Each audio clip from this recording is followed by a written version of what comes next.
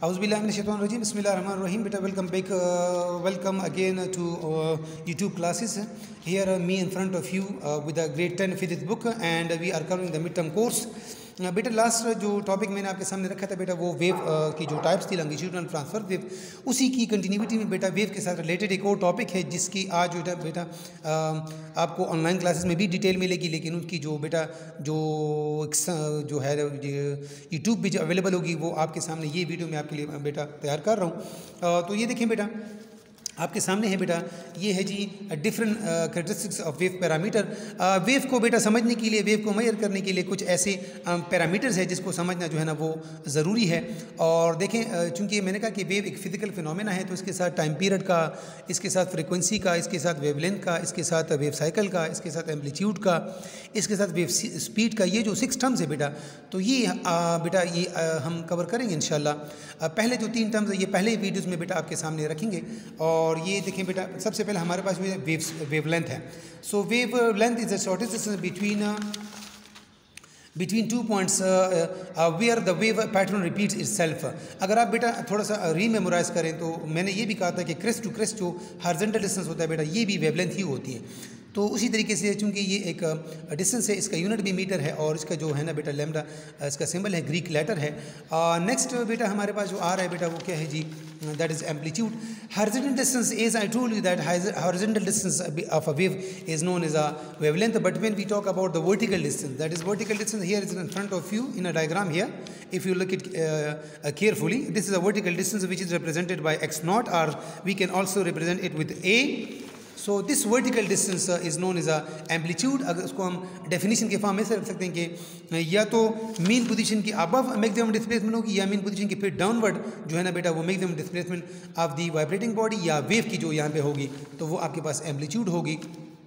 So here the amplitude of a wave is the magnitude of the maximum displacement of the element। element का मतलब यहाँ पे इसके जो particles है यानी मीडियम के particles of the wave from their equilibrium position or mean position is passes through them।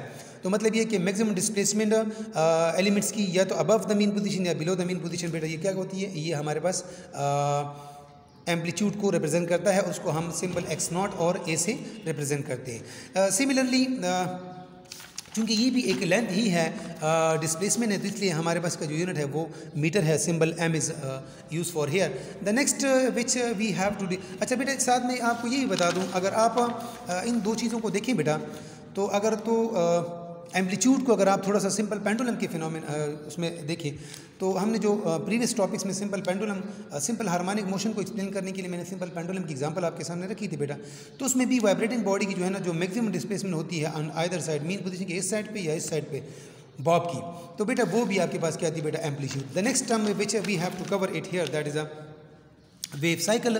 Wave cycle बेटा साइकिल से मुराद एक कंप्लीट राउंड ट्रिप, यानी वेव अपना एक पूरा चक्कर जब कंप्लीट करती है तो वो साइकिल कहलाती है।